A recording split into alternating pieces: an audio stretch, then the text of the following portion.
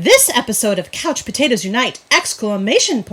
Is sponsored by Blue Bridge Games. For the games and gifts you won't find anywhere else, head to Grand Rapids, Michigan's friendliest local game store, Blue Bridge Games. Blue Bridge Games carries an extensive line of board games, card games, role-playing tabletop games, Magic the Gathering, and more.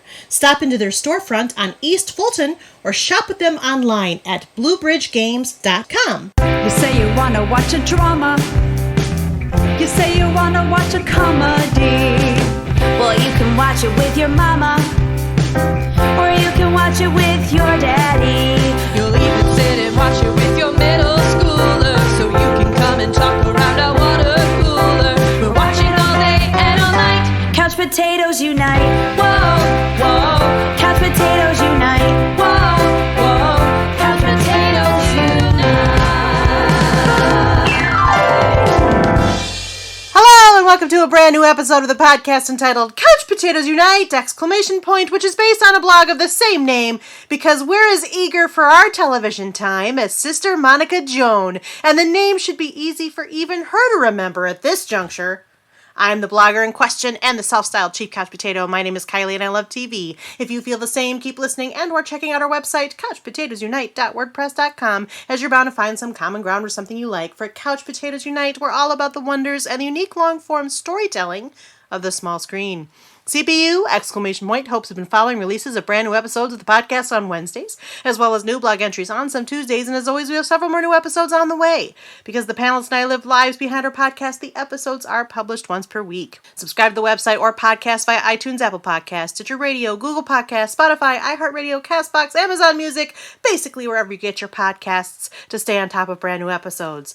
Episodes already published discuss a variety of shows around the water cooler, including but not limited to Stranger Things, iZombie, The Good Place, Game of Thrones, Mr. Robot, Altered Carbon, The Orville, Westworld, Fuller House, Schitt's Creek, Marvel's Agents of S.H.I.E.L.D., The Crown, Big Little Lies, Doctor Who, Chilling Adventures of Sabrina, Supernatural, Riverdale, This Is Us, and Charmed.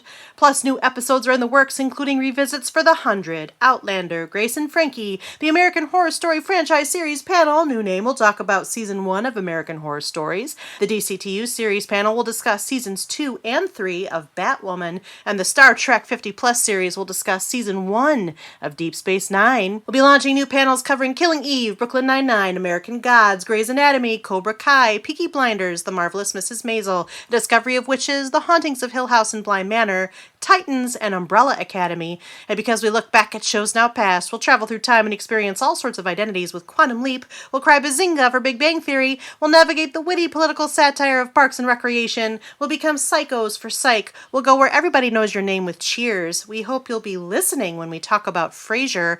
We'll know that's what she said when we talk about The Office, both from the UK and the USA. We'll show off our Kung Fu for Chuck, and we'll debate whether saving the cheerleader actually saved the world by looking at all iterations of heroes. By the way, did you know the CPU also from time to time goes live? We've been live from bunkers, comedy shows, Comic-Cons, and game stores. Plus, we're planning more live appearances and other cool stuff, including in whatever we're calling these ever-evolving times. So make sure you like or follow us at our Facebook page, or our Twitter at CPU Podcast, our Instagram at Couch Potatoes Unite, or subscribe to our website, YouTube channel, Apple iTunes channel, Stitcher Radio channel, or find us on Google Podcasts, Spotify, CastBox, iHeartRadio, and Amazon Music. In the meantime, if you don't hear a show in this podcast format, fellow panelists and I still write reviews, and we always seek new panelists. So if you have any interest in joining the discussion, say hello by finding us at any of the outlets I've mentioned. At the very least, stop by and leave us a thumbs up, comment, or review. We like feedback. Just look at it as though you were addressing a concern with Sister Julienne. We're confident that we can find the patient, prudent, practical, and compassionate solution to your grievance with us. Though hopefully you don't have any grievances with us. Today, we're back around the water cooler and continuing our catching up series covering a British period drama that airs on the BBC in the UK and on PBS in the USA. The series is called The Midwife. In today's episode 4 of this catching up series, we're discussing seasons or series 7 and 8, which aired in 2018 and in 2019 respectively, with a total of 8 episodes apiece plus Christmas specials. Further, and if you're not already aware, you should know that from time to time your Chief Couch Potato and main moderator, that's me, needs a break, particularly when I think others are more passionate about the show we're discussing in the moment. Case in point, today's episode, I'm not here to moderate. Rather, frequent panelist Krista returns to the moderating microphone for this series. She's our 5th most involved panelist and one of our moderating team, and she's rejoined by panelists Sarah, Gina, Vicky, Allison, and of course me, kicking back as a panelist myself. So without further ado, I'd like to welcome back Krista to the moderating microphone. Take it away, Krista. Hey Kylie, hi everybody. All right, we are here to discuss seasons or series 7 and 8 of Call the Midwife. Call the Midwife season 7 is 1963 and then season 8 is 1964. So we have a lot going on, and at this time, we are going to introduce ourselves and rate our interest in the show. You know I'm cool with everybody picking more than one. Everything is just as it should be, like Sister Julianne. You're determined to find joy, no matter how hard it is, like Nurse Crane. Even though you know it inside and out, fresh eyes make a world of difference, like Lucille and Sister Frances. Things are harder now, and you're not sure where everything fits, like Nurse Dyer. This place, once so full of joy, is now too sad and too much, like Tom. There was too much going wrong, and it wasn't for you, like Magda. And you're in it for the free nylons, like Sister Hilda. Who would like to go first? This is Gina. I love this show so much. These are some very heavy seasons, they do everything so beautifully still, so I still enjoy it. But I will say I'm a little more Nurse Crane just because they're a little harder to watch. Not quite as, as simple, I guess, as the first few episodes, which aren't really simple by any means, but they're not quite so heavy. Thank you, Gina. Welcome back. Thank you. Hi, I'm Sarah, and Hi, Sarah. Based on your observation or your character descriptions, I am Sister Julianne. I really like this 2 seasons. I think that there's a lot of really good things. Great, thank you, Sarah. We'll go next. I'm Vicky, and I'm both Vicky. Sister Julianne and Phyllis because I love Phyllis's energy and her optimism, and I think that really helps when things are heavy. But I love Sister Julianne and how everything is always going to be all right. So, yeah, I thought these were 2 very hard to watch but very important seasons. I'm Allison, Hi, and Allison. I'm going to say that I am Lucille and Sister Frances on this one. This is probably my 4th rewatch through the whole series, and yeah, you do kind of see things with different eyes each and every time. It is a couple of heavy seasons. There's also some lighter moments, and as I was going through just the recaps of the episodes, I was like, there's a lot that happens. Like, it's not only heavy, it's jam-packed, some of these episodes. So it's a lot, but it's worth the journey. Great, thank you both. Welcome Our back. chief moderator. Chief moderator. Okay, but I'm not being the chief or the moderator right now. I'm just being a panelist. And I'm Kylie, if you didn't catch that from the intro. And for series 7 and 8, I think that I am, even though you know it inside and out, fresh eyes make a world of difference, like Lucille and Sister Frances. I really liked these 2 seasons. They are very heavy. There's a little, perhaps less levity and a lot more tragedy in these 2 seasons. But what it felt like this time was really real stakes, and that got me engaged with these 2 seasons in perhaps ways that I wasn't as engaged with in the first few. Plus, I do really like, one of my favorite new additions to the cast is Lucille. I just enjoy her character so very much. So to that end, I identify with that one. Great, thank you so much. And then You're welcome. last but not least, me. And I am a firm Sister Nurse Crane on this one. I am determined to find joy in this, no matter what. Like everyone has said, these seasons are a lot. And there are parts that, now that I know what's coming, I don't, strictly speaking, always watch. But it's such a overall joyful show. The sense of family and the love that is clearly there, I think, kind of overrides the negative. All right, so let's start right off with a more positive episode, the Christmas special of the winter of 1962 to 1963. Valerie doesn't give birth. Valerie helps with the birth of an unmarried mother in a camper and thinks the baby has passed away, but it turns out he didn't. This is one of my favorite Valerie moments until the end of the next season, but one of the happier moments. Anyone have any thoughts about that? Yeah, I mean, you think the baby's dead, and then they take the baby back to Nonna's house, and the baby cries, and I mean, it's very wonderful Christmas miracle episode that makes everybody feel warm and fuzzy. Flip of that is also that Sister Julianne discovers the abused mother from the man who passed away and was found in the snow ditch, which does start to bring us into some of the world of the homeless in Poplar, which we're going to start to see more and more of as these things progress. And then before you know it, Lucille has arrived. The one thing I do want to say about that episode is I thought that was very masterfully and powerfully done, because I started out feeling so sorry for this man. Like, oh, he's alone. And then he has his family, and the family's not even with him. And then you find out he was just an absolute monster. And so it really, just those conflicting feelings. It was, typical Call the Midwife. They pull the rug out from under you and make you think. But I thought it was well done. I was really glad that the daughter there wasn't like a big reunion and it just worked out magically. Right, yeah. Because it can be a little schmaltzy if you, everything's perfect now. Well, no, right. It's going to be perfect. Right. One of the things that I enjoyed was the weather. Like, it was cold. Like, we can't even realize how cold it was because, like, they had no heat and everything was frozen. And I'm like, oh my gosh. And this was 1962 to 63.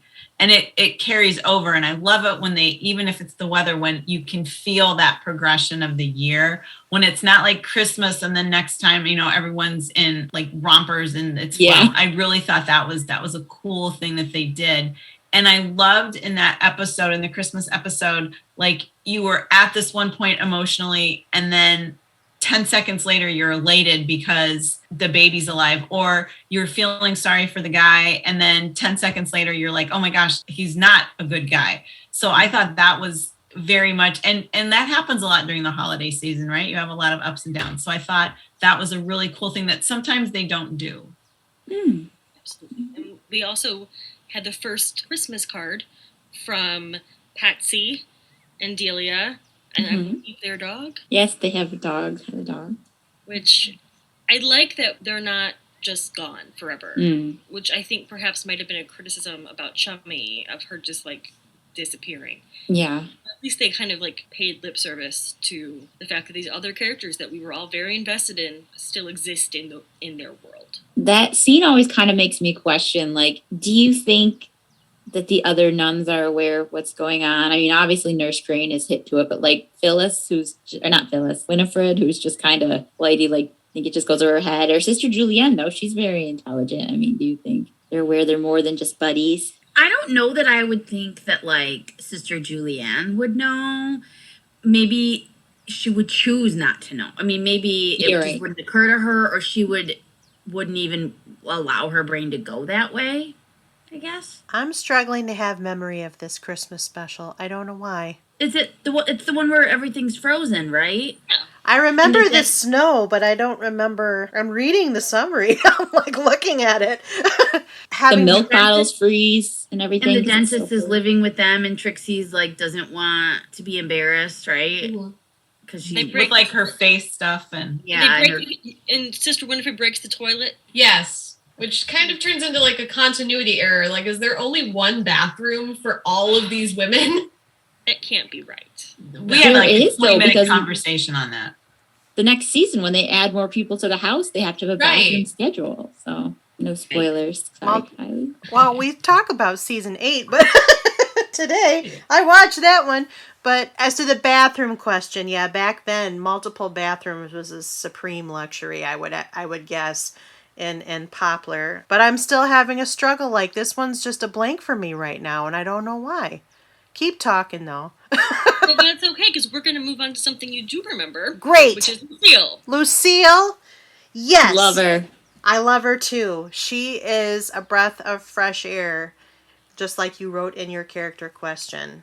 I think her relationship with the older women, particularly Sister Monica Joan, is so precious. I think that she has a very light energy that's very complementary to all of the other women in the cast. I think that her point of view stories, like finding the church group that she ends up finding and just kind of fitting in the world that she's found herself in when she's not from it, is a nice, fun, new story angle that the show brings in. I just really love her. I think she's fun to watch and pleasant to watch, and I want to know more about her. Though I would have hated to travel the way she did and show up with The a bladder. UTI. I mean, that was like she had to be vulnerable and ask for help right away. And I think that really sets the tone for her whole storyline, that, you know, she's willing until she's not to really show that need, right? And she's away from home and she has to learn to rely on other people. And yeah, and then wrapped up in that lovely accent. I mean, how can you go wrong? It's not her real accent. Oh, I know. It's amazing. Why, is she British in real life? Where is the actress from? She's just British. England. Okay. Nice. She does a lovely job with that. She does. Same with Sarah. She's not actually my favorite character. I feel like I'm in the minority. I don't know. She's not my favorite. She's but I not like my her. favorite. No, I like her too. Same. I just enjoy her. Because there's so many new cast members that come through, I don't always gravitate toward them right away. In Lucille's case, I did. It was much more of an instant, oh, I like her. She fits in well. I'm interested to know more about her. It took me a while to like, for example, Sister Winifred. We talked about I that. love Winifred. I like her better now in her, spoiler, last season, basically. But when she first came on the scene, I wasn't as, I didn't take to her quite as quickly as I took to Lucille. Absolutely. That is also the episode with the Jewish woman who is passing away, and Sergeant Wolf cuts off her phone line. And that's an interesting one because I feel like that's one of the first time they've had any type of Holocaust survivors. You know, I mean, I know the show's 20 years away from World War II, but there's still so much aftermath for so many of the other people that was very interesting to see that perspective. It is. Yeah, I think there was an early one where there was the woman who was afraid to leave her flat, and they were never in the camps though. They were hidden somewhere. I think. They were like hidden underground. And then there was this family with the mother was dying and the son is in America and can't obviously be with them. And then you have kind of not really a subplot, but the side story of like, they had this Jewish bakery. And I love at the end when he's like, this is the last thing that came out of my kitchen. Yeah. And I want to give it to you. And then slightly spoilery, but the current season, the one that just aired, had this heartbreakingly beautiful story of a young man who was in the camps as a child and that affected him and how it's starting to affect him more that he's about to become a father. So I thought that was incredibly well done. Very, very sensitively depicted. Good. They often cover trauma with men in a way that I think is very interesting and probably not discussed actually as openly at this time, but it is still a lovely thing to see because I know, especially at that time, very much we have a stiff upper lip. We are keep calm and carry on. That makes me think of the man when his wife delivered in the bomb shelters and he had like PTSD. Yeah. Mm-hmm. Yeah. This is the episode where the old woman didn't want to leave her house because she didn't want to leave her possessions behind, right? Oh, okay. I'm confused. I was thinking of the earlier episode.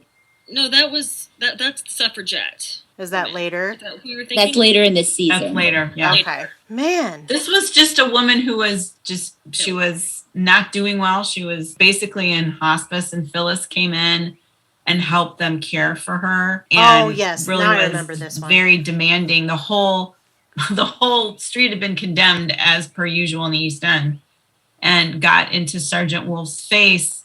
And that was really the first time that they had that direct confrontation. And you could see, she has no use for him, but he sure has some uses for her. So there's a lot going on. Way to put But yeah, that. and then, and it was, her husband was taking care of her. And then the next thing was let the daughter take care of the husband once she passed. So that was beautiful too.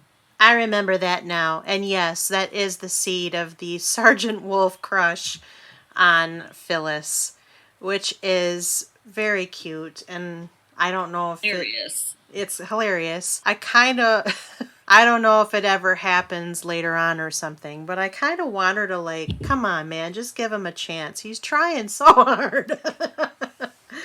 They go to an art gallery. Yes, but he thought it was a date, and she thought it was just a social occasion in the art gallery.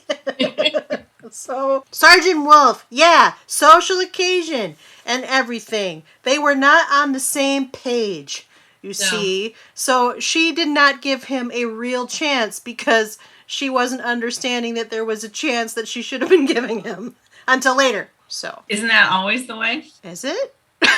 Kind of. Okay. Fair enough. And then in the next episode, we have another brand new face, Magda, the very attractive Hungarian author. She's very friendly, and she uses a French press. Yeah. She didn't stay around too long. I thought they were setting her up to be like a more long-lasting character. Yeah, I agree. Then her story was like, bing, bang, boom. Mm-hmm. Wow, I wonder if that could resonate with some people in America right now. Maybe. Oh yeah, all the episodes are hitting different these days. Different. Yeah, this entire episode is going to be different than it would have been 2 weeks ago.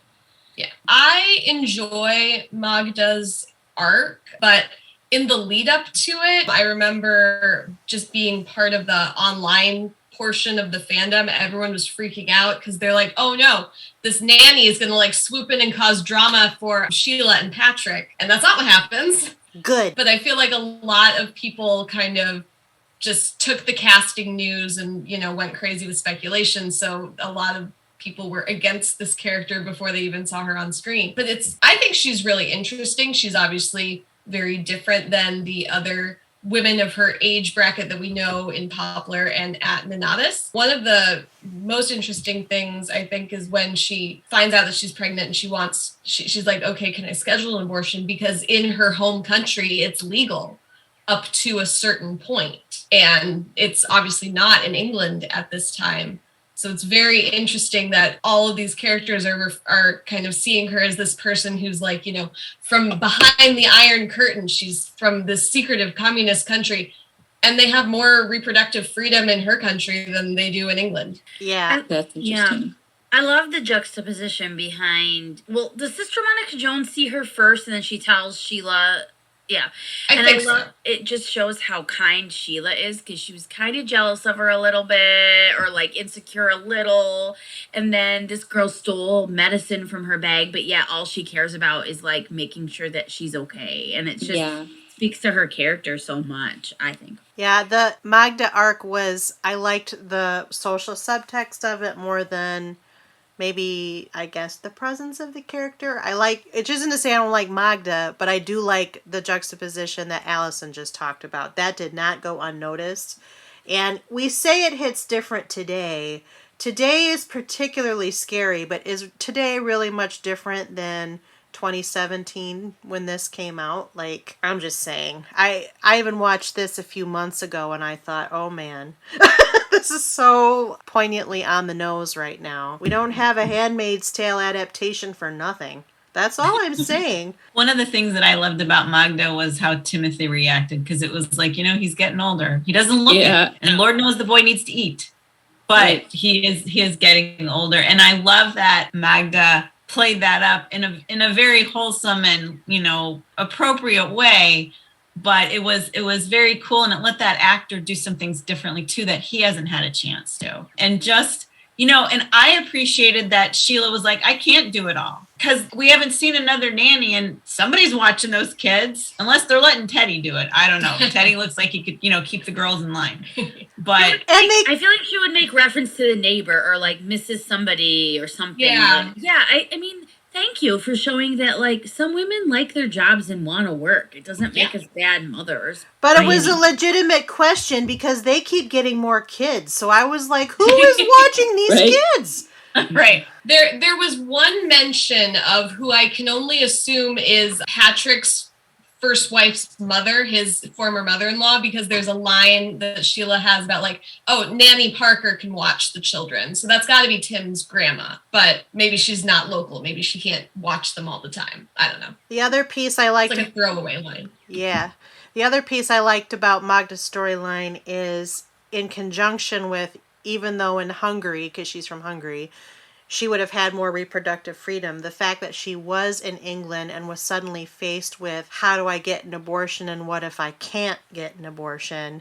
She's very learned. She knows all these different languages. She's been educated a million times over. And she suddenly sees that her life, as she's come to know it, might very much abruptly end if she doesn't somehow take care of this pregnancy, which leads to a lot of desperate measures on her part. But that's really just telling the others. It's a theme that recurs throughout these 2 seasons, by the way, which I think is maybe part of the reason why the stakes just feel so real. I don't know. Maybe why I was engaged in it more, but that piece of her story really resonated because she suddenly feared that she would lose everything she had, even if by the English women's standards it wasn't the same, or it was more or less, I don't know. Comparatively, she would have lost it all. During Magda's ordeal, we also meet the woman who suffers a stroke during birth. Oh, such a sad one. I hate that one so much because her mom is so overbearing, and it's like, give her her baby. Like, that's heartbreaking. Give her her baby. She has nothing else. I mean, you want your baby after you give birth anyway. That's all you want. And then this horrible thing happens, and it's so sad. So annoyed with the husband for not standing up. But he does in the end. He does in the end, but I feel like it takes a while. Took too long. Well, I think that one of the things that they do so well is not only show the joy of birth when the pain's done, but also the ongoing hazards. And I think Magda and all the other abortions that sometimes end in death, but usually there's something bad that happens, or the complications. I mean, 50% of all pregnancies have a complication today. And I think that not shying away from that is one of the things that they do best. I mean, sometimes I will say, okay, that's not a newborn. Seriously, that is not a newborn. And really, that seemed to go very fast. I guess we're not going to have 52 hours of labor in one episode, but sometimes I'm like, if you could have done like some time lapse or something. But I think that on the flip side, they aren't afraid to show some of the things that can happen that are scary and how you live through it. And I think the stroke one was heartbreaking, but they got through it, and it's not going to be easy, but really who in the East End has an easy life? And I think the other nice thing about that story, vis-a-vis the husband not standing up to overbearing mother-in-law until the end, is because of the fact that what happened to his wife was so extraordinary and so demanding that he rise to that occasion and demanding that he fight for his wife and their baby and their other children. And if not for that, Mom wouldn't have learned the lessons. And so, I mean, it's very clear when they're telling the story that Mom kind of foots the bills for them. She runs the salon and the first floor of their flat. There are families like that. And sometimes, the sweet husband lets mom-in-law run roughshod to keep the peace. But at this point, there was no need to keep the peace anymore. I also got to say shout out to Lucille for how she handled this situation. This woman was, trying, blaming it on Lucille, the whole situation. And Lucille, she responded so gracefully. And she said in front of all of the other people, she said, this wasn't your fault. This was nobody's fault. And which, is really what the mother was fearing all along. And then she kind of becomes like a champion a little bit for Lucille, I think. So that's powerful. I really appreciated that. The subtext of racial inequity through that character was told with such balance. I don't think that I've seen, I don't want to be too hyperbolic. It's rare when you see it as this is what happens every day, kind of, as opposed to this is what happens and you have to fight it because it's wrong. It's wrong and you have to fight it. That's all there. But this is showing sort of the lived-in day-to-day experience in the past without it being too rooted in whatever the root history is. And I agree. It was very powerful to put those two characters in the same set of circumstances and let that play out as well in a very balanced way. Also, in the same series of episodes, Trixie and Christopher and his daughter become a stressor for Trixie, especially with her alcoholism. And she goes away to visit her godmother, but in reality, the actress was pregnant. Tom's baby. Tom's baby. Scandal! Just had another one. She's had another one, I know. She also mysteriously had to go visit her aunt again. Again. I don't love that storyline. I really liked Christopher Dockrell, and I thought I did too. He was a great match for her across the board. And I feel like they really maybe were going that way, and then she got pregnant, and they had to kind of like invent something to give an excuse to go away. But I really feel sad about it because I thought that he was it for her, and I'm tired of her getting like not jilted, but I'm tired of her getting all these broken relationships. Like I'm ready for her to get like a happy ending or decide she doesn't want to be with a man, because that's okay too. But I don't think she's there yet. She's not, and maybe that's not her. I mean, I don't know what their long-term plan for her is, but I really just, I don't know. I liked that character, how he helped the lady with the teeth. It was so sweet and so sensitive to that woman, and I just felt so bad. Was she this season? Just season before. The season before, okay. Yeah. I loved that. I'm sure we already talked about it, and I just can't remember, but I loved that introduction to him, that he's like kind too, you know. He really truly loves her. So I agree with you, Sarah. I think they kind of ham-fisted a split for them, because I wanted to believe that the alcoholism was, I know that in real life one would need to take their time with that, and I hope maybe they revisit this relationship, but the way people are talking about it who've seen the show, it doesn't sound like they do. So maybe not yet. Maybe not yet.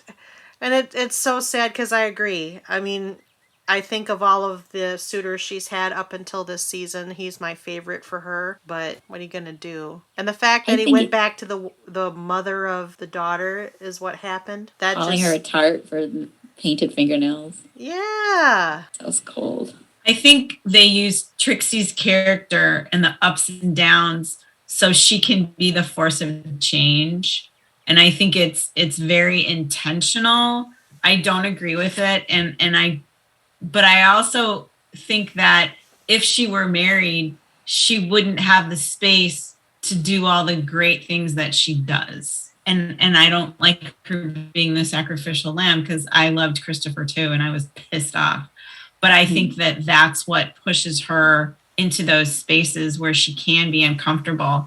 And she just continues to do that time and time again. It is magnificent. I mean, she should win a BAFTA. She should win an Emmy. I mean, she's incredible. The growth from the beginning of the series till, are we in season 11? Yeah.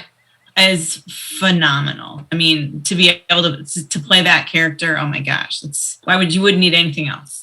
Maybe babies. She had 2 babies. I feel like they really didn't even intend her to be that like linchpin of the younger nurses, but through process of elimination, she was holding on, and they were like, "Well, good thing you're talented, kid, because here you go." And right, yep. Well, and I would stay with it too if I had that role. She gets to do so many awesome things. Like other than Sister Julianne, Sister Monica Joan, and there's Fred, and Patrick and Sheila. She's the only original person now as of this season. But I also have the question, like, why does she always get to have the broken heart?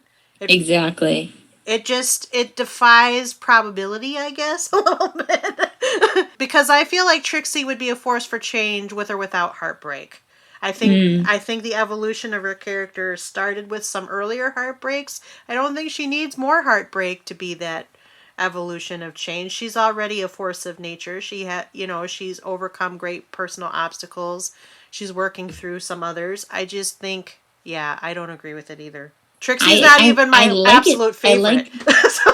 Oh, I'm sorry. Did I interrupt you? No, go ahead, Gina. I like the fact that they it was an issue, her deciding whether or not she was going to go away with Christopher. And because she is the modern woman. She's really the most modern of all the women. Very traditional. She's very traditional in her personal values. Like outside of the show? No, on the show. Trixie. I mean, like, she won't have sex before marriage and that kind of thing. Well, until Christopher comes along. Right. What? She ends up going on the trip with him. It's pretty heavily implied that they do. She brings the lingerie and but I think what? And I think that sets her up for being so sympathetic towards other women later on. I missed this. I don't know how you missed it. It was not shown or stated. It was heavily implied. I know she went on a trip. You see her packing, and she packs some cute lingerie. Oh, okay. I guess I missed that. And in the times we're talking about, going on a trip with your suitor was usually also a euphemism with accuracy. And we saw that in season 3 with Jenny. And her boyfriend who died. And that's why they were kind of at odds that episode, because she thought there were certain implications and obligations that came along with going away that she was not maybe personally ready for. And he was very cool about it. Right. And then he fell off of scaffolding. R.I.P. Still bitter. I love Trixie so much, and I hate to see her keep getting her heart broken. It makes me so angry. I'm like, pick on someone else. Just one. Well, they do. They all have their own heartbreaks. I mean, some of them are, men. Yeah, it's true. Well, and especially because they're writing such a I love Christopher Dockrell. I think he's very attractive and he's very smart and nice and kind. I think he's great. He's wonderful. Well, speaking of challenges, Sister Monica Joan gets cataracts. Oh my gosh, that was delightful in a weird way. I agree. Yes, because of the rapport she develops with her fellow patient, very so secular patient in the next bed. I love it, and the books that they're sharing. Books. That's adorable. I love it. Everybody needs a gal pal. And it's very cute that Fred is the one that talks her into actually getting the surgery because she was scared. Yeah. Yeah, it's like you see this time and time again with Sister Monica Jones. She's obviously she was a nurse and a midwife for 50 plus years, and yet she's so reluctant to have any medical interventions done on herself. She loves all the modern stuff, all the new discoveries for her patients, but she doesn't even like taking penicillin if she's sick. So I can definitely see why she would think, no, you were not cutting into my eyes, or however you do cataract surgery. That's how you do it. Well, I think, she fears so much losing whatever little control she has over her life. Yeah. And especially with cataracts back then, having to stay still. I mean, she's either watching TV or she's flitting somewhere, right? There's no in between. And you never know where she's going to flit off to, and she couldn't do that. So, I think that's very understandable. And it makes her almost like, otherwise she'd just be too perfect, right? She just is so unique and eccentric. So we need something that makes her like a pain in the butt. And this totally makes her a pain in the butt. Is this season 1962 or 63? 63. So she is watching the very first season of Doctor Who at one point. Yes. And I was very delighted. And loves it. She loves it. She wants everyone to watch, and they're all like, no. When it's they like have right up her alley, though. Time. It was, obviously the BBC owns the rights to that too, so it was like, haha, that's why you did that. But at the same time, it was just really, really funny. And yeah, she's just her television tastes are bar none. Go Sister Monica Joan. I really enjoy it. And that's later on, I think, the Olympics, when they're watching the Olympics. Yes. Yeah. We're going to briefly touch on the young man with leprosy before we get into Tom and Barb. Oh. The leprosy, that's one of my favorite episodes. I think it was so sad, but then like happy in the end. It but ends redeeming. And I just love it so much, and how Reggie just helps him because he just is so pure of heart, and you know, it's so good. I love it. It's beautiful. It really, truly is. And there's also the episode where Tom and Barbara return. Yeah, I have an issue with, they have this way of, we're going to send somebody back for 2, and then they're gone, and you're like, why? Why did you pull me in again? Only to do this. Do you think it's because he wanted to go on paternity leave, or No, I think Barbara wanted to leave, and then I'm always like, what is she doing now? And it's not like I'm watching a lot of other British TV, so I don't know, but I'm like, how could you have left that? She's the lead on Ghosts now. Oh, she's in that show? Oh, that's funny. The British version, right? Yes. Okay. Well, good for her. I did okay. So there you go. Yes, this But was that a very was heartbreaking just story. cruel. Yeah. So let's get into it. Tom and Barbara return, and things are going great until Barbara gets what seems to be a cold. Ugh. Unfortunately, develops sepsis and passes away. From what is the meningitis bacteria. So very, very early, very untreatable meningitis. Yes. Her funeral is one of the most heartbreaking things on this show, I think, perhaps. Mm-hmm. Her The two- relationship with Nurse Crane. Ugh. When Tom can't finish saying the prayer and Phyllis takes over, even though she's very adamantly an atheist, and it's just it's a beautiful moment. That Or when Reggie brings the merry-go-round and puts it on her grave. Oh. it's too much. It's so good.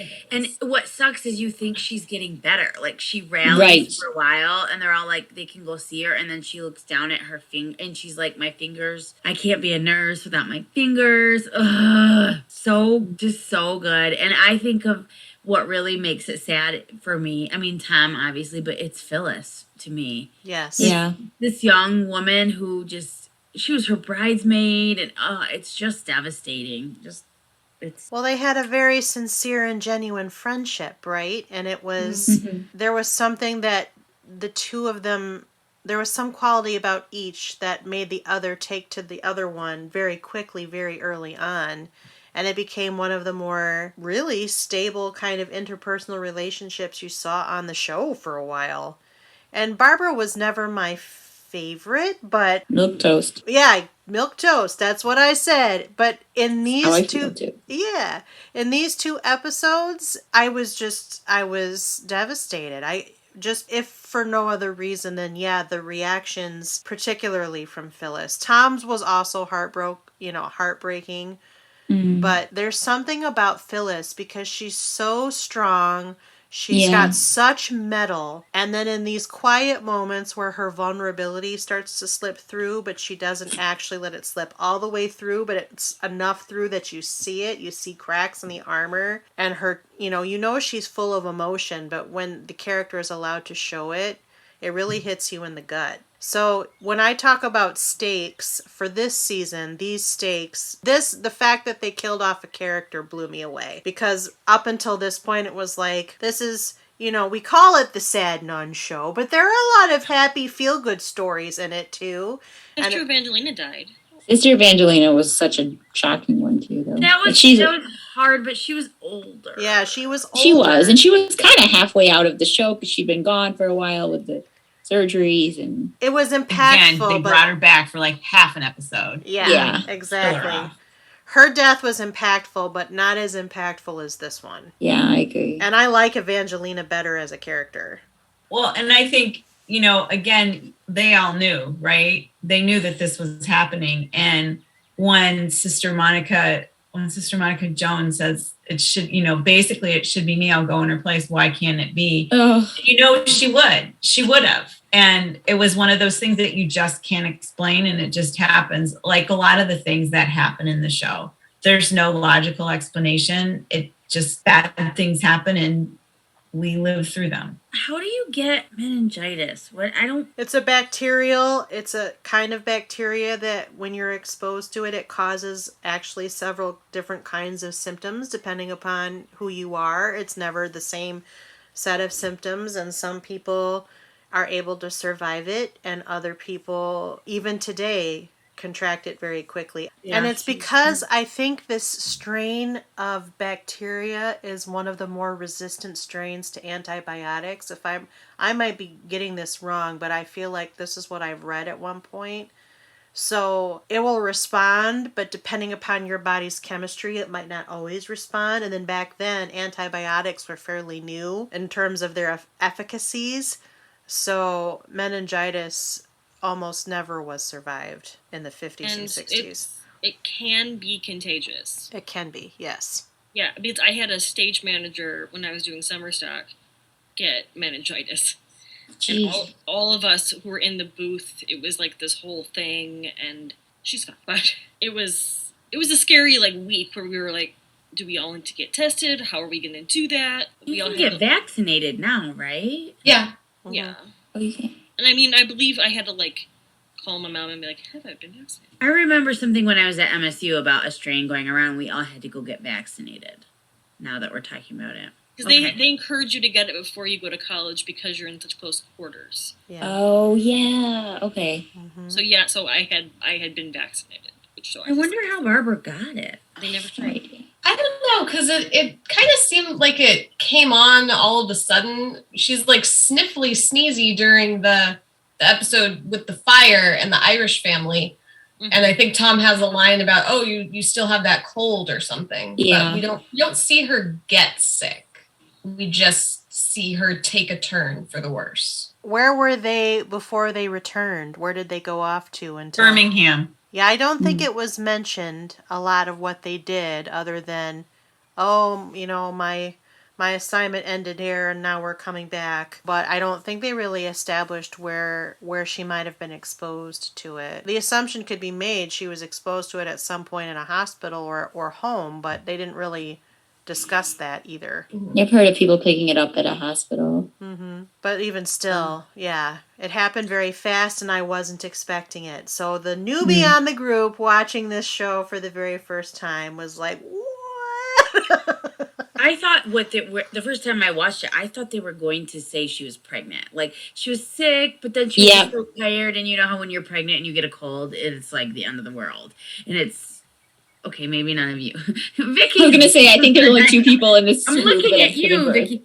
But it's that is because you can't take the normal stuff and you're super whatever. And I thought, oh my gosh, she's pregnant. They're going to do a pregnancy thing. And then that was not what they were doing. That is not the choice they made. No. So, and then we end up this season by celebrating Sister Monica Jones' birthday. Yeah. Oh my gosh, that one. That was and so we cute. meet the gay uncle. Yes. Yeah. Mm-hmm. So we're starting to explore more gay relationships. That was very poignant. She was pregnant and she just wanted her dad's help. And then her weird uncle, I'm doing uncle in quotes, but then in the end she embraced him and their little special family. I love that. Yeah.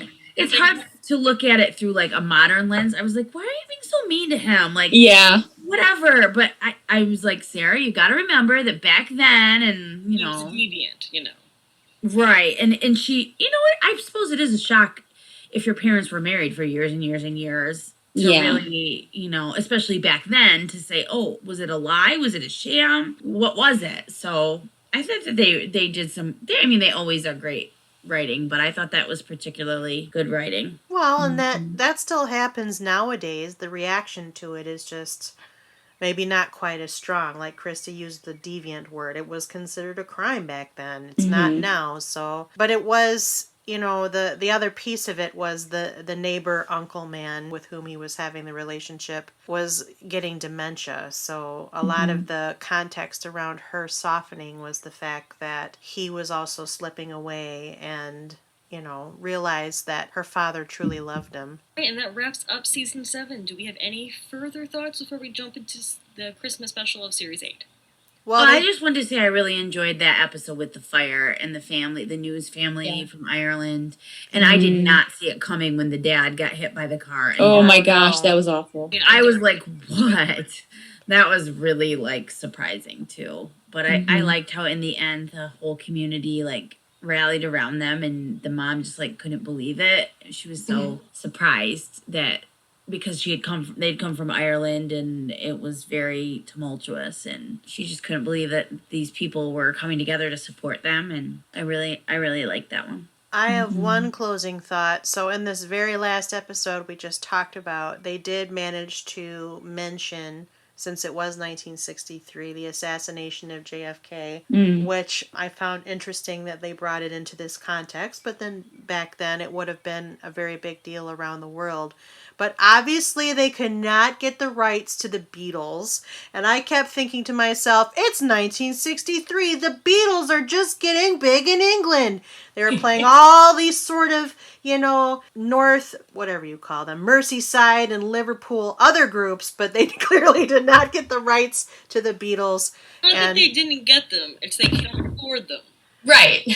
That's implied. They mentioned them a few times, but... Yeah, they mentioned them, I believe. Okay, well... I think if they said things like the Fab Four or something like that, like... Yeah, I don't even think Or they said I don't remember what season it is, but Sister Frances was talking about how she went into the order so young. She was 17. So she said, before the pill, before the Beatles. Oh, okay. Well, that was a throwaway line that I did not hear, but I did think of that. Like, where is the Beatles in this soundtrack?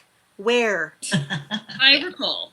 You would notice that, Kylie. I would. Mad Men used one Beatles song, and they used not even the whole song, and I believe they paid $100,000 for it. Wow. That seems like a good deal, honestly. That's like the BBC's whole budget. Not really, but... That's all I have to say. But even the cast has said they want the Beatles in there. Like, I think Jenny Agutter, who plays Sister Julianne, in a behind-the-scenes thing, they were asked what they would want to see in future episodes, and everyone was like mini skirts and Bob Marley and this and that, or Bob Dylan. And then Jenny Agutter goes, "Well, the Beatles, we've got to do Love Be Do." Wait, yes, it's the '60s. This was like the time. I mean, I would pay to see Sister Monica Joan bopping around to a Beatles song. That'd be great. That'd be cute. I'd be into that. Crowdfund it. Crowdfund. That's a great idea. Yes. GoFundMe. All right, so we are back with the Christmas special into 1964, and where we go to the first time to the Mother House. The Mother House, which is fascinating. And Professor Sprout is there. Pardon me? Professor Sprout is there. Yeah. I felt like this did not need to be 2 episodes. I can see that. Yeah. I wasn't super engaged by this storyline because we knew Sister Julianne wasn't going to stay there. I mean, you say that, but so the first time watcher did have a very sincere, what are they going to do? Are they going to make her the Mother Superior? And if they make her the Mother Superior, is she just going to be here? Or is she going to find a way to go back to Nonana's house? And then what's going to happen? But then they made Professor Sprout the Mother Superior. So it was fine. Great choice. Yeah. And we meet May, and we meet Sister Frances, and Sister May. And Professor Sprout. Sister Frances is the one with the really young face. Yes. Right. And then I really like her, but who's the other new sister? Sister Hilda. Sister Hilda. I really like Sister Hilda as well. I didn't think I would at first because I thought she looked so severe. I go back and forth a lot on her. Okay. Me too. Because they give her stuff to do, and then they don't give her stuff to do, and then they give her stuff to do, and then they don't. And then sometimes you go to chapel and there's 8 nuns, and where do these 8 nuns come from? I always think that. Yeah, so it's... Sometimes they make her whiny or jealous. Mean. Sometimes they make her mean. She's like the meanest nun ever except her sister Ursula. Yeah. Except for Sister Ursula. She's the meanest. Yeah, do you know that my first grade teacher is named Sister Ursula? Yep.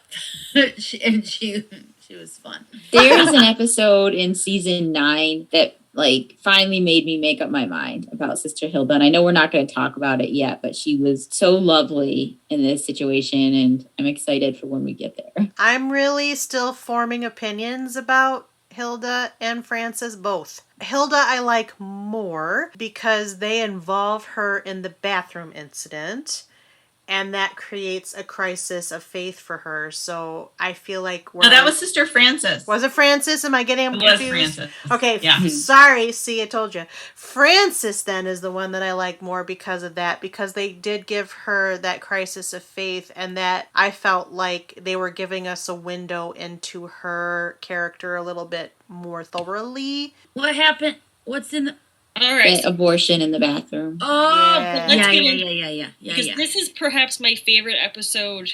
Like, it's in my top 10 episodes of this show. Is season 8, episode 1, the model has the abortion at Nanab's house. Oof. It's not my favorite episode, but I don't know why, but I find it extremely engaging. it's very tense. So I will have to say that so far of all the seasons, season 8 is my favorite. Yeah. Because they plant this seed right here, and then it's a through line for the rest of the series in such a way that I don't think they managed in the previous 7 seasons. Right up. There aren't storylines that really follow through with episodes. You know, usually it's like, oh, you see the people and they solve the problem, or they don't solve the problem and you never see them again. Got it with Thalidomide a little bit. Yeah, you're right. I guess you did a little bit with that one. But this one is literally the whole season. Correct. So I think that this was quite surprising, this episode, to me, that they went there. And I don't think I could love Valerie. I don't think I could love Valerie more. She was in this episode being like the level-headed one. And she's become one of my favorite characters, quite honestly. She's right up there for me. Yep, I really like her too. And they really do a nice job of setting up with her grandma having the boils. They give us a reason to meet grandma and to keep checking on grandma, and then that way at the end when they say the staph infection part, oh my goodness, I'm like, no. Yeah. They really set that up, so then when at the end of the season we see that it is Graham's, she always had money for everybody. These women are getting abortions and are getting sick because of this health thing. And obviously it was Graham's, but we didn't, it just, the pieces come together so beautifully. Well, and just to kind of cover those pieces, so you learn about Graham's and her relationship with Val and all the different pieces of her abode, starting with the staph infection. But you also learn about there's this mysterious abortion doctor who's doing real hack jobs on the women that they're servicing. And they're trying to, even through law enforcement, through Sergeant Wolf and everybody else, to figure out who is actually giving these abortions. So when that twist happens, and it is a twist that it's Grandma, because I did not see it coming, nor did I suspect her. The money in the refrigerator was a little weird. And I was like, why do you got money in the refrigerator? Like, that didn't track. It went off. It didn't for me. It didn't track for anybody. Yeah. I was like, oh my goodness. My face fell in a gasp for the first time watching Call the Midwife. I was like, holy crap. When Trixie and Valerie walk into that room. Yeah. And of course, it's Trixie being awesome. Right. Yeah. I love how she can do anything. She's very calm and cool and collected. I just love it. She had to, because there's no way Valerie was going to be able to, betrayal. And Grandma was still trying to manipulate her at that point, too. Yes. Like, we're relations, we're family, you got to stick by me, you can't tell them. It's not the money, I'm helping these girls. Right. But I think she really believed that. Like, I think so, too. Mm-hmm. She was like, I am the one that they come to, they don't have anyone else. And women like me have been doing this forever. And yeah, I do think she really believes in what she's doing. Mm-hmm. She's just doing it poorly. Because we didn't touch on the death of the woman who had the abortion, the mother with the children, who got pregnant immediately after having a baby.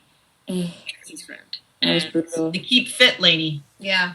And the woman who had the abortion at Nana's house, her sister, it was only £5 because it was cheaper. Most people charge 10 or something. It was 7. 7 pounds. Yep. Okay.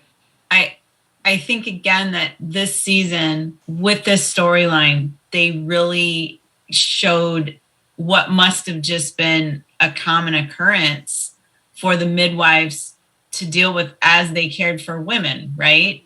And it's not something, it was always kind of in the background. And you had, yes, there were definite stories with abortions throughout the first 7 seasons. But this one was like in your face, people are dying, and not like blood and guts, but you could feel it. And I want to just send that to everyone that we talked about, how this makes it feel so different. I mean, the Supreme Court should have to watch this, every part of this. And No. Do you think it would sway them, though? no, but it would make me feel better. So there's that. Yeah. Because Tracy's friend did die of a staph infection, correct? Mhm. And then Who's that. friend? Oh, yes. Yeah. And then they did that silly dance with the hula hoops that just felt so out of place. But It was a weird choice. Keep Fit is a little weird sometimes, I think. But Yeah. Yeah. Look, man, this was the precursor to the jazzercise of the 80s, okay? Yeah. It's all right. It was. And hey, Hips and thighs, Jane Fonda. Yeah, it's just very compelling, and I don't know. It's so hard to think of how desperate those women were and are now. I mean, Right? I don't want to go back there. No, we Where, can't. where it's looking like DNCs might be illegal here anyhow minute, which is stressful. Yeah, I've had a DNC, and I'm not ashamed to admit it. I had a miscarriage. I had a pregnancy that didn't survive, and my body did not miscarry it. If I didn't have access to a DNC, I could have died. Yeah, like bad infection. that's what can happen. You can die. So, and I'm grateful that I had access to that, and I had a great doctor who was able to help me with that, because that's not an easy thing. And people say, well, that's different. That's different. There was no baby. The baby, it didn't survive. But that's a fine line, in my opinion. You say there's no baby. That's so cold. I know. Well, yeah, I mean, they're saying you didn't abort a living baby, but it's still a medical procedure that whatever the reason is, we're telling women that they will not have access to, or they have to get a permission. It's just so scary. I don't know. I think it's really scary. Sorry to make it uncomfortable. But No, it's No. I honestly think that's why they went here. I mean, so not to get too political, because we try not to, but again, this would have been 2018. So kind of put that into perspective. Over here, we had one guy that is no longer in the place called the White House. Over there, they have the current guy, Boris, that guy, who is kind of like a mini guy of over here, but with a even worse accent, worse I was gonna say better hairstyle. PR team, but not really anymore. Not really, no. And so Not after those parties during COVID. right, exactly. So I think, we were watching a lot of this stuff. So we're talking about our Supreme Court today, and that is really the roll-off from those previous years, right? It's Right. those appointees that are now making these potential decisions, because it's not technically a decision, it's a leaked draft, but here you go. And I think that's, I think they told this story for a reason, and with real passion. I think the best television, Sarah and I have talked about this on a lot of other different panels too, like the X-Files and so forth, are the ones that sort of balance those case of the week, monster of the week, creature of the week, story of the week, with an overarching through line that stitches it all together. And this was clearly the strongest one for me so far. I don't know what 9, 10, and 11 do yet, obviously. But that was clearly the backbone weaving fabric through the whole thing. And even though there were cases of the week, they all kind of came back at least a little bit to that through line. And it was so delicately told. It wasn't on the nose. It was told through a twist. And I was very impressed with the whole season. One of the things that I am very impressed with this show is, like, personally, I'm a very religious person, and the way they showcase the nuns as being like, they're not super on board with things like birth control, but at the same time, they're also like, it's really going to help our patients. And just to see them struggle with that, as opposed to just shutting down the idea and not even wrestling with, or like how you see as a former nun, sister, I can't think of her, Sheila. But the fact that she's just like, no, we need to be able to offer this. Like, I think that's really cool, because it shows them putting the patients first and caring about the people first. And that means a lot to me, to see that representation of people that are religious people, in the media, because you so often just see like the political based sides. It's a healthy blend of religious faith and acknowledgement of science.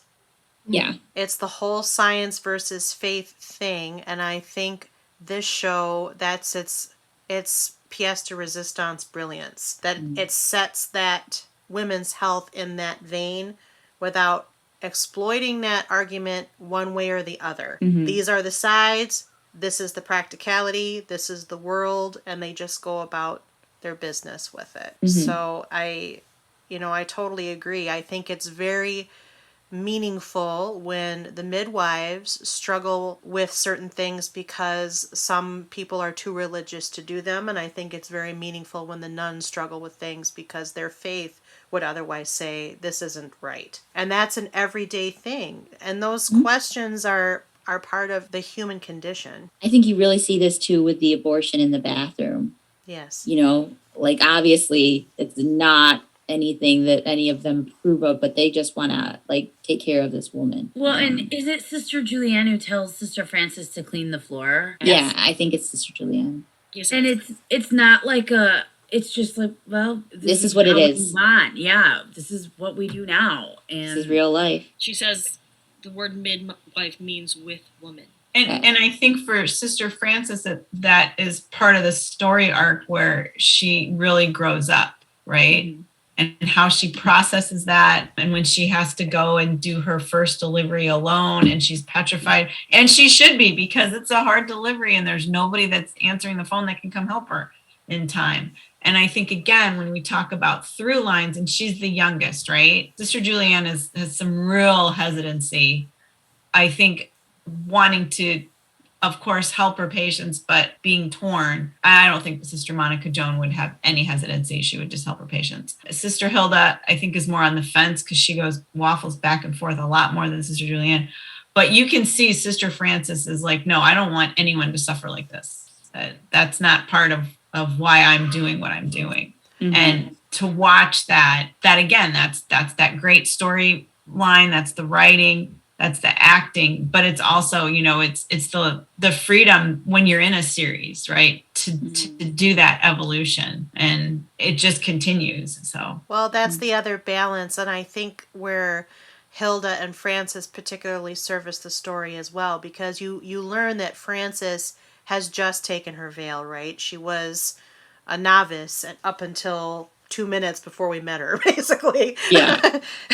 And then Hilda has been at the mother house basically this whole time. So she's been very, very much in sort of the routine and structure and, sort of the archetypal faith that comes out of the mother house. And then you plant the two of them in Nonnatus house, which is in the middle of living every day with what this care looks like and seeing how they both react in the moment. And then comparing that to Sister Julianne, who is, still very much of her faith, but also realizes where she is. Valerie does report her grandmother, and it does go to trial. I can't imagine doing that, no matter what. I was pleased, just from like a storytelling standpoint, that the young model does return to testify. Yeah. So that Valerie doesn't have to. Yeah, that was a relief. And that her grandmother didn't get too much time. I think Valerie had to do it. In a way, she was kind of like finishing her grandmother's story, because her grandmother was all about, like, the proudest day of her life was when she saw Valerie in the uniform of the midwife, right? And so it ends that, like, she has come full circle. And so, I think at some point they both forgive each other in that trial scene. And it's horrible, but it is horrible. I mean, there's no way to whitewash anything that happened in that whole storyline. It is life, but totally heartbreaking. I think Grandma... And it did break Valerie's heart. It did break her heart. And I think Grandma also has the epiphany, even if it takes the trial to get her there, that there were very real consequences to what she was doing, which helped that forgiveness process. Because that's really the point that Valerie was trying to make. And if not for that, Valerie might not have reported her. And then for Val, I think it kind of, she has a line at some point talking about wishing she could find the abortionist. I can't remember if it's if it's during the bathroom one or if it's Trixie's friend, and like wring her neck or something. But then finding out that, this is someone I've known and trusted my entire life. It's not this like nameless, faceless, bad person anymore. It becomes very real because it's her grandmother. We do have a lot of other things to touch on quicker than the rest of the season. We do meet the suffragette. I love that episode. Yeah, she's cool. Another heartbreaking story, but Yeah. and so much history and a person forgotten. And Mhm. yeah, it was Lucille shining above it all. Absolutely. There's so much shame for that suffragette, and it was so devastating. And the way the woman came in and asked her where she'd been using the bathroom. Oh, that was so sad. So sad, and just how people can lose their dignity, and nobody deserves that. It's so sad. But Like, just again, like fruit these at the people are base. actors, but it didn't feel like it felt like watching a life. Like they were so talented, and it was so well done. Mm-hmm. I do like that she threw the spoiled food at the police. Yes. Yeah, that was fun. Well, and this is not something that's gone away either, right? So Right. watching that episode, again, very sensitively done and told very organically, I think, with the circumstances. And yes, Lucille just has this magical way of being able... Your cat has really been lively in this conversation. She has a lot of opinions. Obviously. Lucille, again, her ability to relate to sort of the elder persons that she cares for and works with. Reaching this particular woman was quite the challenge, and she was the only one who did it, really, until she brought Monica Joan in, and she sort of helped, but And yeah. Fred. And Fred, true. And Lucille gets a beau of sorts in Cyril. Yes, he's so cute. He is handsome. I'm cheering for Mr. that. Monica Joan playing Cupid. I Learning love about her. what Cyril is. Well, he's a pastor in his heart. Yeah. Nice try, but I mean, let's be fair. They were making eyes at each other without her help. She just noticed it, but- which was a very funny, acutely aware and observant thing that she did. It was adorable. And Lucille is such a... They were smoking marijuana. Yes. But not Cyril.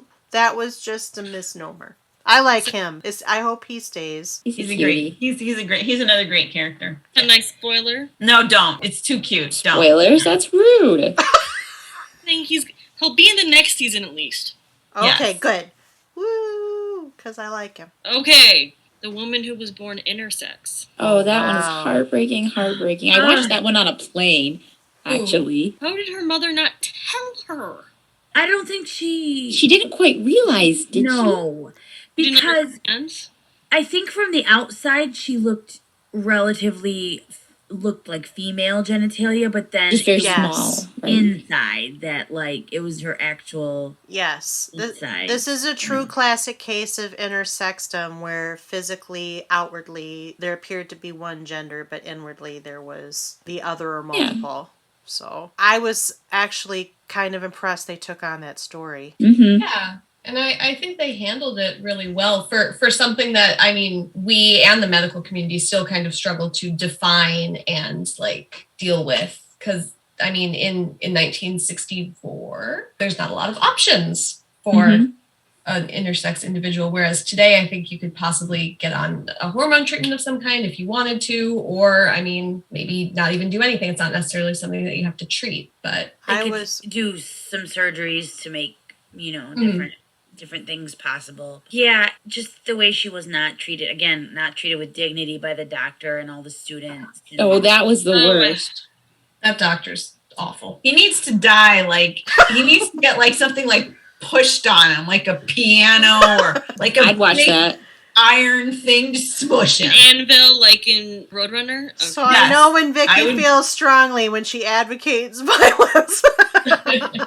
Or they keep blowing up like condemning thing. Like he could accidentally be in there. Oh no, he's gone. I'll crowdfund that episode. Horrible. He's horrible. He was the worst. But I have to say, I was so relieved that her fiance was like, I still love you. I love all of you. And We'll you're- figure this out. Yeah, we'll figure it out. That was a relief to me because I really felt her fear and I thought it was very possible they were going to rain on that parade. I was worried she was going to kill herself. Yeah. Tried. I mean, again, like complete suicide. I wonder, I love it. I love the storyline, and I love that he said, like you said, Kylie, I love all of you. The skeptic in me is like, at that time, a man being so accepting at that time is so hard for me to, because they just didn't understand, I love it. I love to think that would have happened. Maybe he didn't need to understand all the way. Maybe he was just that wonderful. Like, I hope so. Yeah. Well, and I realize it's a fictional story, but there's real stories in which very similar things, I guess I allowed it because they don't do a lot of sweet, understanding men all the time, and when they do, it's very low stakes. Just Fred and Patrick. Yes, just Fred and Patrick basically are the evolved ones, and everybody else you're just kind of lucky if they make the right decision. So I'm glad. I'm actually glad that they made that one a happy ending because that was good. They didn't vilify the whole intersex dialogue that way. B, it also goes along the diatribe of making all men look bad. We're not making all men look bad. Not all men are bad. Some do have evolved opinions and thoughts, and or at least can get there to the, as Krista said, I don't really need to know, I just know what I know. So I accepted it because I felt like if they were gonna throw that card in, blow their shot or shoot their shot, this was the story to do it with. It would have been so unbearably sad. I would agree with that. Yeah. And meet actually a terrible dude who is seeing prostitutes while his wife is pregnant. Ugh. And Dr. Turner goes and finds him and yells at him, which I thought was nice. Did he get chlamydia? What did he have? Chlamydia. Gonorrhea, yeah. Well, isn't that the same thing? I thought it was chlamydia too. But the point is, so he had a sex addiction.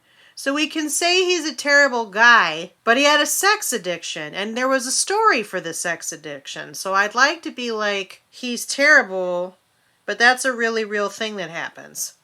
Right. True. It would be a struggle to cope with it if you were part of the relationship in which it existed. Yes. But I more think he's terrible because he's spreading disease and not telling people, and I don't appreciate that nonsense. I mean, if you have a sex addiction, and this was before that was a recognized, disease and treatable, but like, if you know you have gonorrhea or chlamydia or HIV or anything, like, just don't go giving it to people.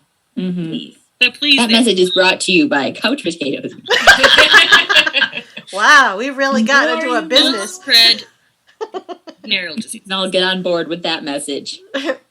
Oh no, It'll be our new social media marketing campaign. Try not to be political, but the secret hashtag is don't spread VD. Oh no. Agree with us. Tweet us at CPU Podcast. There it is. Maybe that can be our CPU Celebrates Fridays. There you go. Krista, I will not. I can't even. Don't you dare. There's going to be a lot of editing in this one, isn't there? Some of it I'll keep. It's funny. I will not do that for the Fridays. Good. All right. Let's wrap this up then. May, unfortunately, has to leave. Temporarily. Grandma Elsie is sentenced to prison, and they have a dance. Well, As you do. Because they're always having some kind of... They're always having a dance. They really are. Or a pageant. Or a pageant. Some kind of community party. Fundraiser. We didn't even talk about Violet's bid for the council. Oh, I liked that storyline. He's that on was the fun. council now. I know. She won. Fred Much did to it. Fred's, uninterest. That's true. That was the suffragette episode. Yes. It was hand in hand. Her council service, though, appeared periodically throughout the rest of this season. And It continues. it continues. Yeah, we see her use her position mostly for good. Sometimes you're like, Violet, what are you doing? Right. But A little drunk on her own power sometimes. Yes, I only will see you during my surgery. I'm like, you're not a doctor. No, like surgery is like her office. That's why when Miss Higgins answers the phone, she says Dr. Turner's surgery. It's the British term. When I was studying in England and I got sick, they took me to the surgery. Well, that makes sense because there's a doctor. Right. I know. It's just what they call it. It's weird. Okay. Well, it's very Sorry, British people. I am a counselor and now I have surgery hours, so only talk to me then. The English got us all confused over here. But right now I'm Mrs. Buckle. But later I will be Councilwoman. That's right. Yeah. Right. All right. Well, I wanted to take this moment to thank you all, Gina, Sarah, Allison, Vicky, and Kylie. And thank you, Krista, for moderating this episode. We have one more in our catching up series, but then we also have a water cooler episode to do because series 11 came out while we were recording these. So hooray, there's 2 more episodes coming, but of course, we're not going to get there until we roll our credits. Couch Potatoes Unite! Exclamation point was produced by Back Pocket Productions, run by yours truly, the Chief Couch Potato, which is really another way of saying executively produced by me, Kylie Piette. My associate producers are Krista Pennington and Selene Rezmer. I edit this podcast, and our logo is by Rebecca Wallace. Our marketing graphic artist is Krista. Our theme song was written by Sarah Milbratz and sung by Sarah, Amy McDaniel, and Kels Rezmer. Kels played the keyboard, Ian McDonough played the bass, Christian Somerville played the guitar, and the whole shebang was engineered by Kyle Aspinall and Christian. We hail from Grand Rapids, Michigan. Please, if you like what you hear, take the time to rate us, give us stars, provide comments, or review us wherever you get your podcasts. Apple, Stitcher, Spotify, iHeartRadio, CastBox, and Amazon are just a few of the places you can find us, but we're also on YouTube. We have our website. Otherwise, feel free to tell us how we're doing, what we should add, subtract, keep, or toss. You know how it goes.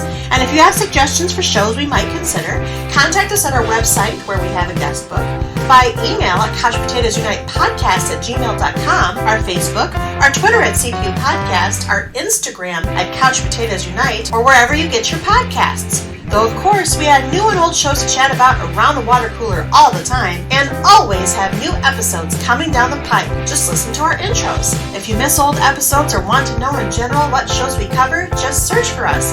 Find us wherever you do searchable things on the internet. Don't forget that exclamation point, or contact us via our website, our email, our social media accounts, and to stay up on all the new events and episodes by our humble little podcast, Couch Potatoes Unite! Exclamation point. Until the next time, Call the Midwife is available to stream through Series 10 now on Netflix, and Series 11 has premiered on PBS in the USA on March 20th, 2022. I do believe it's done, or about done at this point. It is done, and it's on the PBS app. There you go. In the meantime, our Call the Midwife panel will next reconvene very shortly, in fact, to talk seasons or series 9 and 10 in episode 5 of our 5-part catching up series. So until next time, until next episode, new episodes are published every Wednesday. Keep listening, keep watching, stay tuned. Bye-bye. Bye.